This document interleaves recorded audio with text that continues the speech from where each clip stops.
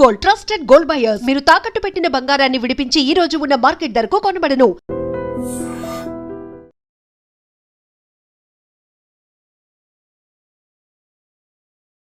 Welcome to I dream. నేను ఉదయశ్రీ. అమెరికాకి Trump అధ్యక్షుడయ్యాక visa నిబంధనల్లో కొత్త కొత్త మార్పులు తీసుకొస్తూనే ఉన్నాడు. రీసెంట్గా కూడా ఇంకో నిబంధన, వీసా బాండ్ రూల్లో ఇంకో నిబంధన వచ్చినట్లుగా తెలుస్తోంది. కాకపోతే అందులో ఇండియాను మినహాయించాడు. అసలు ఆయన తీసుకొచ్చిన కొత్త చేంజ్ ఏంటి, దాంట్లో ఇండియాని మినహాయించడానికి రీజన్ ఏంటి, దీనిపై మనతో మాట్లాడడానికి immigration advocate and high court senior advocate Prithviraj గారు మనతో ఉన్నారు. మాట్లాడదాం. నమస్తే సార్. నమస్తే ఉదయశ్రీ. ట్రంప్ మెయిన్ మోటో అంటే అమెరికా ఫస్ట్ అని. సో ఇప్పటి వరకు కూడా ఏవేవైతే కొత్త రూల్స్ తీసుకొచ్చాడో వీసా నిబంధనల్లో ఆయన సక్సెస్ అయ్యాడా? అండ్ ఈ కొత్త నిబంధనల వల్ల నిజంగానే అమెరికా అంటే ఫస్ట్కి వెళ్తోందా, లేకపోతే అమెరికా ఎకానమీ పరంగా కూడా, అంటే ప్రపంచంలో ఒక పెద్దన్న అని అంటారు అమెరికాని, ఇప్పుడు పెద్దన్న పొజిషన్లో ఉందా? ఈ యుద్ధాలు కానీ, ట్రంప్ తీసుకుంటున్న డెసిషన్స్ కానీ, ఇవన్నీ చూస్తుంటే మీకేమనిపిస్తోంది? ఉదయ్, ఒక కంట్రీ, ఏదైనా కంట్రీ ఆ కంట్రీకి వచ్చేటువంటి జనాభాని ప్రాతిపదిక మీద చూస్తుంది.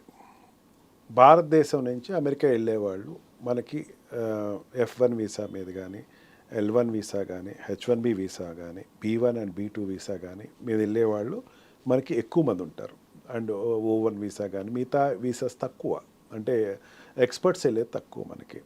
అండ్ ఆల్సో దిస్ మీడియా నుంచి వెళ్ళే వాళ్ళు కూడా తక్కువ మంది ఉంటారు. వీటి మీద ఎక్కువ మంది ఉంటారు. కంట్రీ ఏం చేస్తుందంటే, ఒక కంట్రీ నుంచి ఇంకో కంట్రీ వచ్చేటప్పుడు వాళ్ళు వచ్చేటువంటి ప్రాతిపదికను ఒకసారి చూస్తుంది. B1 అండ్ B2 అంటే బిజినెస్ కమ్ టూరిజం మీద, ఒట్టి టూరిజం, B2 టూరిజం మీద వెళ్ళే వాళ్ళని ఒకసారి చూసుకుంటుంది. ఈ మధ్యన ఏమైందంటే H1B వీసా కానీ, F1 వీసా కానీ హోల్డర్స్ ఎవరు కూడా ఇండియాకి రావట్లేదు. Because of insecurity. అది విచిత్రంగా ఉంటుంది చెప్తానికి ఉదయశ్రీ. అక్కడ వీళ్ళు ఏదైనా ట్యాక్సేషన్లో కొంచెం సరిగ్గా చూపించకపోయినా, ఇండియాలో ట్యాక్సేషన్ లెక్కలు చూపించకపోయినా వచ్చే నష్టమే లేదు. కానీ అక్కడ ట్యాక్సేషన్ లెక్కలు సరిగ్గా చూపించకపోతే వాళ్ళు ఏం మాట్లాడరు. ఇండియాకి వచ్చి మళ్ళీ వీసా అప్లై చేసినప్పుడు your visa is rejected. Why? Because your taxes which is your shore is incorrect అంటాడు. వీడికి అర్థం కాదు అదేంటి ఇన్కరెక్ట్ అని. మీ అమ్మగారికి నువ్వు మొన్న 10 లక్షల రూపాయలు పంపించావు, నీ ఆదాయం ఎంత, నువ్వు ఎక్కడి నుంచి పంపించావు అంటాడు. ఇదే అంటాడు, ఇంకేమంటావు. I'm facing cases like this regular.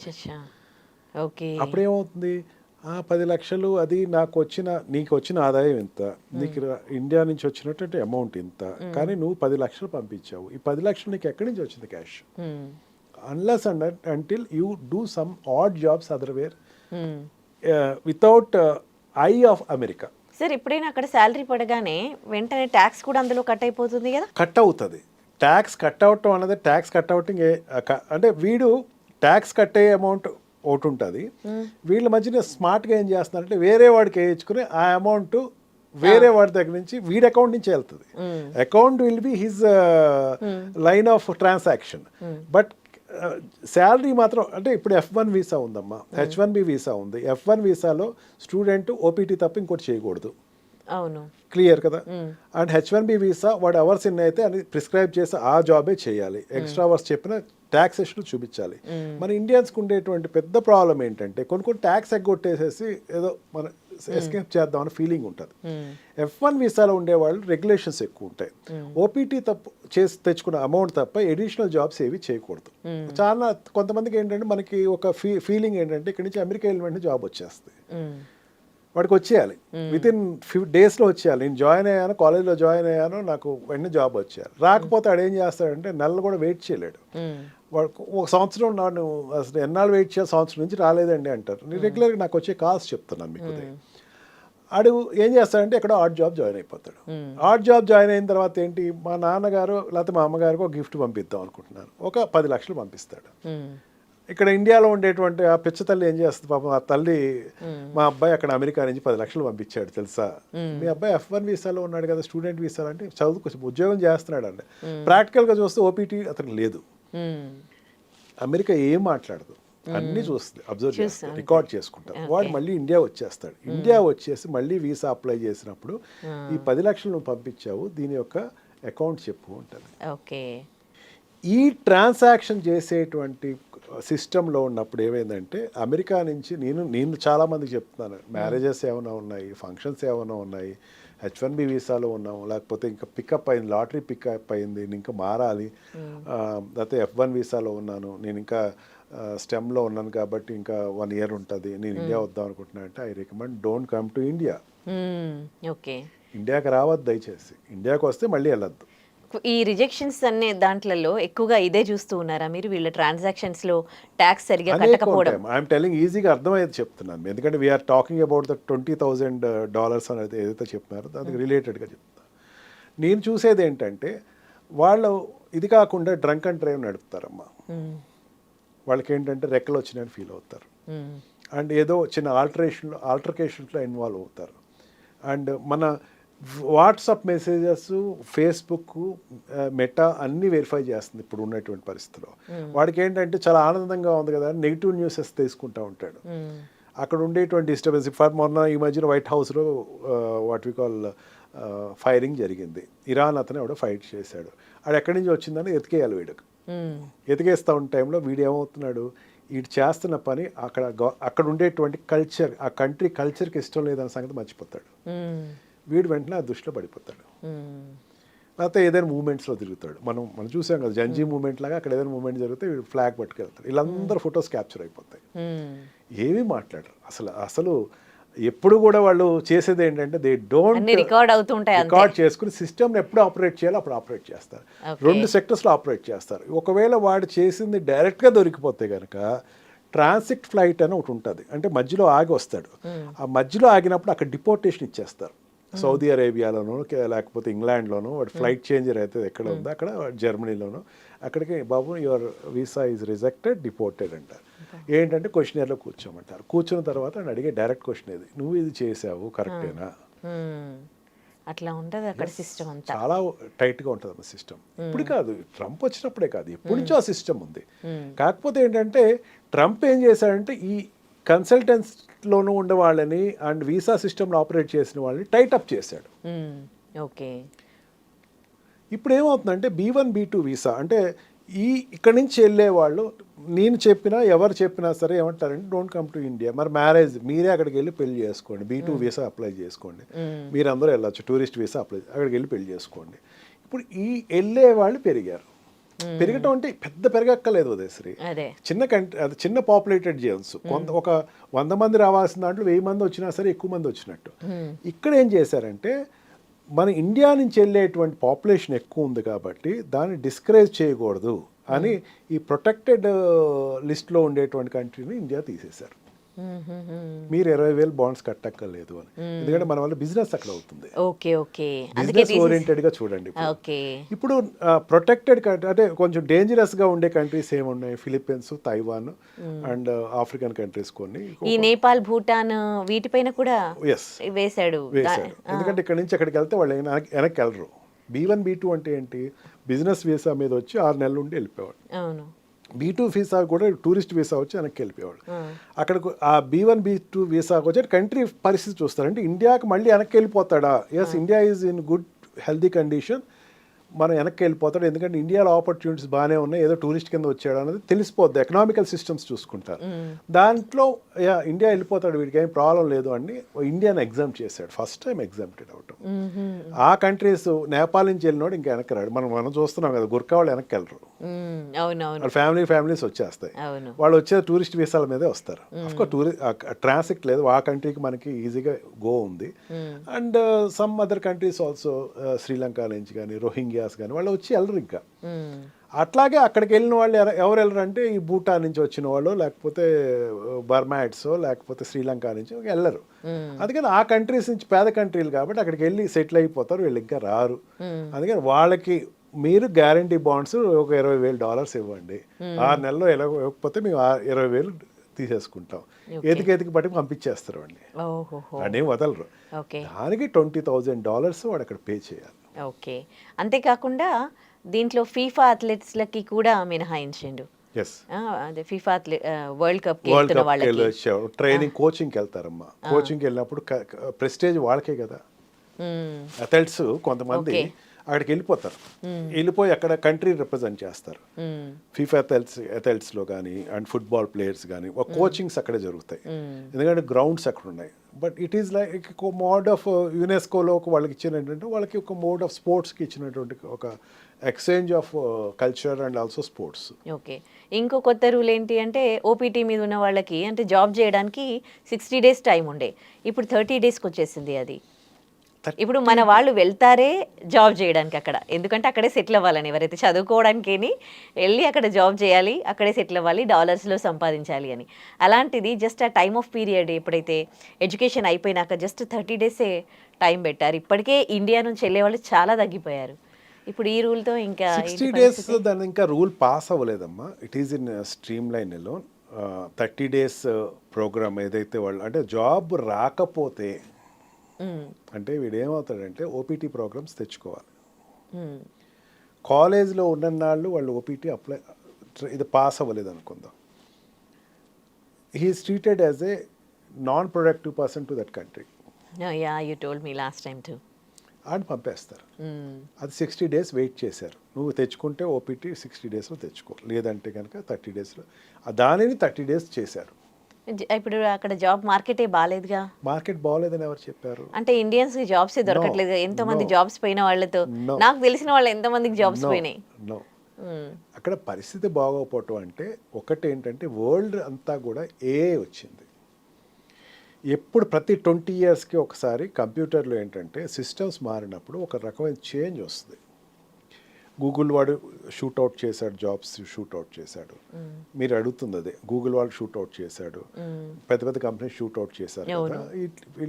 అది ఏమవుతుందంటే ప్రతి చేంజ్ అంటే క్యాటర్పిల్లర్ గోస్ టు బటర్ఫ్లై అన్నప్పుడు ఒక చేంజ్ వస్తామా. ఆ చేంజ్లో ఏమవుతుందంటే కొన్ని జాబ్స్ తీసేస్తారు, టెక్నికల్ క్వాలిఫికేషన్ లేని వాళ్ళు తీసేస్తారు. అండ్ ఆల్సో ఏమవుతుందంటే కంపెనీ సిస్టమ్ చాలామంది తెలియదు. కంపెనీలో ఏంటంటే షేర్ మార్కెట్ పెరిగేటప్పుడు ఏంటంటే burden some of the company move అని ఉంటుంది. అంటే ఏంటంటే దీనిలో అక్కలేని వాళ్ళని ఎక్కువ మంది తీసుకున్నారు, షేర్ మార్కెట్ పడుతుంది. వాళ్ళు కాన్ఫిడెన్స్ ఇవ్వాలంటే వాళ్ళు బిజినెస్ అనాలిసిస్ట్లు ఏం చేస్తారంటే మేము కొంతమంది ఎంప్లాయీస్ తీసేస్తున్నాం అనేసరికి షేర్ మార్కెట్ పెరుగుతుంది.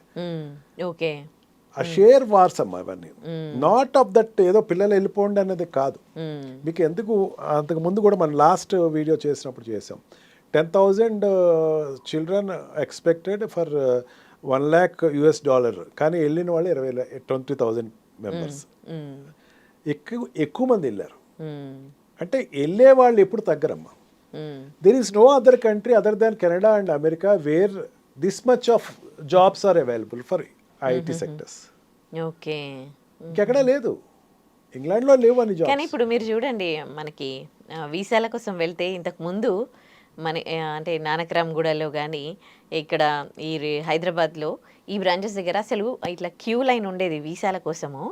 కానీ ఇప్పుడు ఎక్కడ ఎంబసీల దగ్గర ఎక్కడ కనిపిస్తున్నారు మీకు వెళ్ళేవాళ్ళు? ఏమవుద్దంటే అమ్మా ఎప్పుడు కూడా వరల్డ్ ఒక ప్యానిక్ సిచ్యుయేషన్ ఇప్పుడు వీసా అంటున్నారు కదా, వాట్ వి కాల్ కన్సల్టెన్సీస్ ఏదైతే ఉన్నాయో, ఈ కన్సల్టెన్సీస్ వెళ్ళేది అక్కడ ఎడ్యుకేషన్ ఇన్స్టిట్యూట్స్లో జనాలు తగ్గుతున్నారు కాదు. That is a market, that is a business. వాళ్ళు ఏం చేస్తారు, మీరు డైరెక్ట్గా వెళ్ళేవాళ్ళు ఇక్కడ ఇండియా నుంచి వెళ్ళేవాళ్ళు అమెరికా వెళ్ళేవాళ్ళు ఎంత ఏ కేటగిరీ ఆఫ్ పీపుల్ వెళ్తారు? అప్పర్ మిడిల్ క్లాస్ వరకు వెళ్తారు. ఆమె కరెక్ట్, అది ఒప్పుకుంటారా మీరు? అప్పర్ మిడిల్ క్లాస్ వరకు ఎట్లా వెళ్ళాలి? అప్పర్ క్లాస్ అన్నది they select themself. Middle class people will depend upon the consultancies.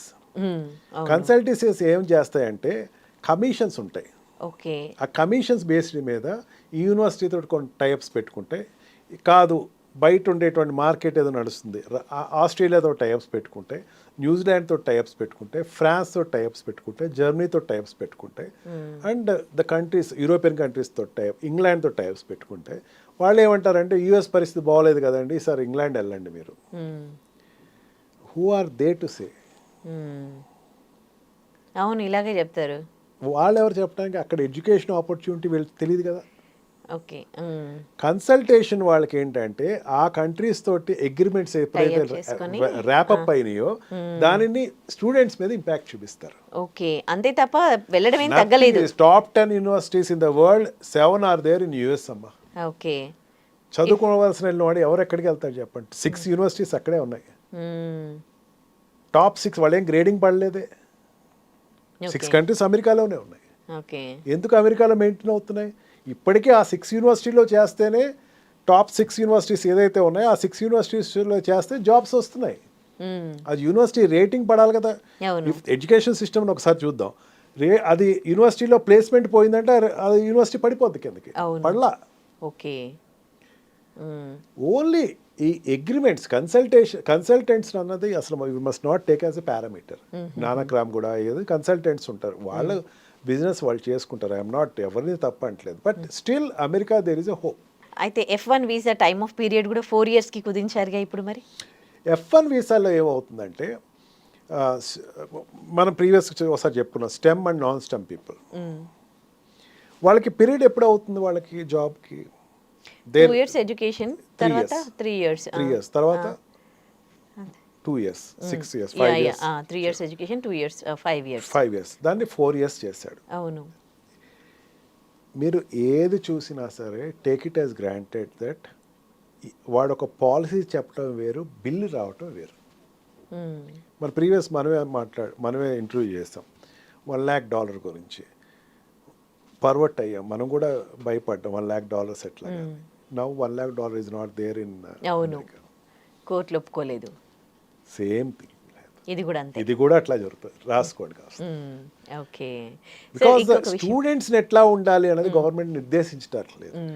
Student ఎట్లా ఉండాలి కాకుండా వాడు ఏం చేస్తాడంటే, గవర్నమెంట్ ఎప్పుడు ఏం చేస్తాడంటే సెక్యూరిటీ సిస్టమ్ పట్టుకుంటారు. వాళ్ళ దగ్గర ఒక సెక్యూరిటీ సిస్టమ్ ఉంటుంది. ఎలియన్ ప్రొటెక్టింగ్ సెక్యూరిటీ సిస్టమ్, ఎలియన్స్ని చూసే సిస్టమ్. మనల్ని ఎలియన్స్ అనే పిలుస్తారు, పరాన్న జీవులు అని పిలుస్తారు మనల్ని తెలుగులో చెప్పాలండి. ఇంకా ఇతర గ్రహాల నుంచి వచ్చారని చెప్పారు. వాడు చాలా బ్యూటిఫుల్గా చెప్తారు, యువర్ ఎలియన్ అంటాడు. Your Indian and, your an America, your non American and, your alien అంటాడు. వీళ్ళని చూసేటప్పుడు ఏంటంటే డెఫినెట్గా ఆ కంట్రీస్ వాడికి ఇచ్చినటువంటి కేటగిరీ ప్రకారం ఒక ప్రపోజల్ తీసుకొస్తారు. But government had her own constitutional limits. Student నిర్దేశించాల్సింది యూనివర్సిటీస్, గవర్నమెంట్ కాదు. సెక్యూరిటీ రీజన్స్ తోటి మాకు ఇంత కావదు, ఈవెన్ $1 lakh కూడా అదే పెట్టింది. సెక్యూరిటీ మాకు ఇదిగా ఉంది, అందుకని $1 lakh చేయండి. దాన్ని ఒప్పుకోలేదు ఫెడరల్ స్టేట్. అంటే ఇండియా ఒక డిసిషన్ తీసుకుంది అనుకోండి, మోడీ గారు ఒక డిసిషన్ తీసుకోవాలి. అక్కడ అట్లా ఉండదు. ఫెడరల్ స్టేట్స్ డిసైడ్ చేయాలి. స్టేట్స్ డిసైడ్ చేయకుండా ఆ ఏ డిసిషన్ తీసుకున్నా దట్ విల్. మీరు అంతకుముందు బర్త్ సిటిజన్షిప్ తీసేసాడు. చాలా మనం ఐ డ్రీమ్లో అయితే చాలా వీడియోస్ చేసాం. అన్ని ఫెడరల్ స్టేట్స్ కోర్ట్స్ వ్యతిరేకించినాయి. ఈరోజు బర్త్ సిటిజన్షిప్ కంటిన్యూ అవుతుంది. $100 తీసేసాడు, $1 lakh తీసేసాడు, ఇంప్లిమెంట్ చేశాడు, అది పోయింది. అంటే ఇవన్నీ కూడా ఒక పాలసీ తీసుకొస్తాయమ్మా. ఆ పాలసీ ఇంప్లిమెంట్ అవుతుందా లేదా అన్నది, ఒకవేళ ఫోర్స్ఫుల్గా ఆర్డినెన్స్, ఇండియాలో అయితే ఆర్డినెన్స్ అంటే అక్కడ పాలసీ, అది ఇంప్లిమెంట్ అయ్యే టైంకి again the legal battle will happen. After the legal battle comes, అయిపోయిన తర్వాత దాన్ని we have to take it as ఇట్లా అయిందా అనుకోవాలి తప్ప ముందు జరిగే పాలసీస్ ఏది కూడా కార్యరూపంలో అవసరం. Okay, 1 more final questions. అక్కడ ఓపీటీలో ఉండి జాబ్స్ అంటే ఇల్లీగల్గా జాబ్స్ చేస్తున్న వాళ్ళు, మనీ ట్రాన్స్ఫర్ చేస్తూ ఉన్నవాళ్ళు ఇండియాకి, సో వాళ్ళు ఈ ట్రాన్స్ఫర్ చేయడంలో ఎట్లాంటి జాగ్రత్తలు తీసుకోవాలి ఈ ట్రాన్సాక్షన్స్లో? దయచేసి అది వద్దు అని చెప్తానమ్మా నేనైతే. బికాజ్ నేను ఇందాక చెప్పినట్టు జాబ్స్, ఓపీటీ జాబ్స్ ఉన్నాయి, లేకపోవటం కాదు. అంటే నేను ఎందుకు అంటున్నానంటే, మీరు సెలెక్ట్ చేసుకునే యూనివర్సిటీస్ చూసుకోండి ఒకసారి. మీరు ఇక్కడ మన హైదరాబాదే తీసుకుందాం. హైదరాబాద్లో what is the best university అంటే ఏం చెప్తాం? ICFI ఉంది, లేకపోతే మన ఉస్మానియా ఉంది అని చెప్తాం.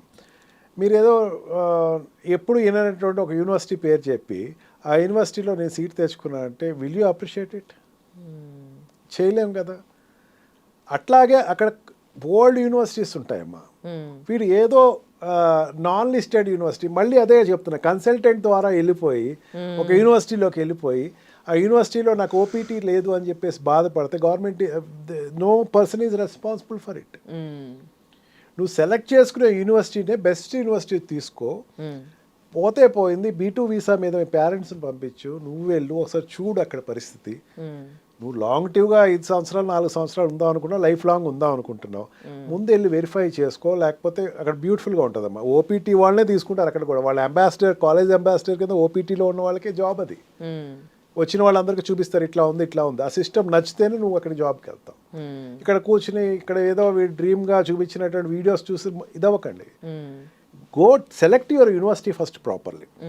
అక్కడ యూనివర్సిటీ సెలెక్ట్ చేసుకున్నప్పుడు ఓపీటీ అనేది వాళ్ళు ఎంత పర్సంటేజ్ ఇంతకు ముందు ఇచ్చారో ఒక స్టాటిస్టిక్స్ రిపోర్ట్ తెచ్చుకోండి. స్టాటిస్టిక్స్ రిపోర్ట్స్లో కనుక 80% వచ్చింది, 90% వస్తుందని నీకు కూడా రేపొద్దున వస్తుందని అర్థం. ఓపీటీ వచ్చినది లేదు నువ్వు వెరిఫై చేసుకోకుండా అక్కడికి వెళ్ళిపోయి ఓపీటీ మా యూనివర్సిటీలో లేదు, అది ఒకటి సెక్టర్ అమ్మా. కొంతమంది ఏంటంటే ఈ రోజు వెళ్ళాను రేపొద్దున ఓపీటీ వచ్చేయాలి కాదు, యు ఆర్ ఇన్ క్యూ. నేను రిపీటెడ్గా చెప్తున్నాను, మన ఐడ్రీమ్ ద్వారా అక్కడ ఉండేటువంటి స్టూడెంట్స్కి అండ్ పేరెంట్స్కి చెప్తున్నాను. మనకి పిహెచ్డి చేసేటప్పుడు ఈ మెంటర్ కింద ఒక లెక్చరర్ దగ్గర లేకపోతే ఆ ప్రొఫెసర్ దగ్గర ఈ పిహెచ్డి స్టూడెంట్ ఉంటాడు, లేకపోతే అదే ప్రొఫెసర్ దగ్గర ఉంటాడు. ఆ ప్రొఫెసర్ యొక్క ఎవ్రీ వాక్ ఆఫ్ లైఫ్లో తిరుగుతూ ఉంటాడు. అదే రకంగా మీరు అమెరికాలో తిరగండి, ప్రొఫెసర్స్ తోటి సత్సంబంధాలు పెట్టుకోండి, హ్యాపీగా యూనివర్సిటీలోనే ఉండండి, మెయిన్ బయటికి వెళ్ళకండి. యూనివర్సిటీ క్యాంపస్లో ఉంటే ఓపీటీ ఖచ్చితంగా వస్తాం. రైట్, నేను వెరిఫై చేశాను. I have asked several people, దాంట్లో ఉన్న వాళ్ళకి వచ్చింది. బయటికి వెళ్ళిపోతారు, బయటికి వెళ్ళి ఓపీటీ లేదు నాకేమీ లేదు బయట జాబ్స్ చేస్తున్నాను బయట ఆర్ట్స్ చేస్తున్నాను, country will not accept you. Okay, and ఆ అమౌంట్ ఇండియాకి పంపించినాడు నీకు వల్ల కాదు. కొనేసుకోక వస్తాడు అక్కడ అమౌంట్ ఏదైనా స్పెండ్ చేసేసి. Right, don't try to send to India. మళ్ళీ ఇండియాకి వచ్చినప్పుడు మళ్ళీ నువ్వు వెళ్ళలేవు అక్కడికి. ఓకే, ఎప్పటికైనా సరే అది ఒక డాగ్మా కింద ఉంటుంది, రేపు నీ జాబ్ వచ్చేటప్పుడు అది చూపిస్తాడు. Right. Thank you for your valuable suggestions to us, sir. Thank you. Thank you very much.